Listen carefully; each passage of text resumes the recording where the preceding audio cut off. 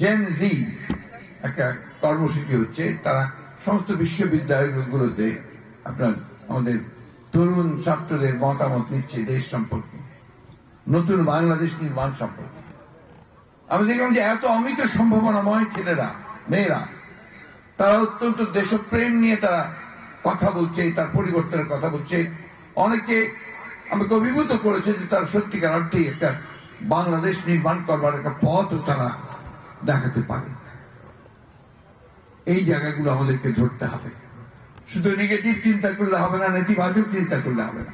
আমরা গণতন্ত্রের কথা বলি, কিন্তু আমরা গণতন্ত্রকে চর্চা করি না। বাংলাদেশে এই সমস্যাটাই সবচেয়ে বড় সমস্যা হয়েছে।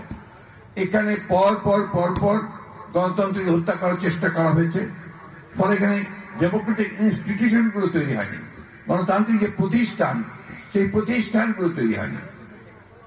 আমরা রাজনৈতিক দলগুলো পরস্পর পরস্পরের সঙ্গে বিরোধী লিপ্ত হয়েছি, কিন্তু সহনশীলতার মধ্য দিয়ে গণতন্ত্রকে চর্চা করে আমরা যদি সবাই এগিয়ে যেতে পারি, তাহলে কিন্তু আমরা গণতন্ত্রকে লাভ করতে পারবো, আমাদের অধিকারকে অর্জন করতে পারবো।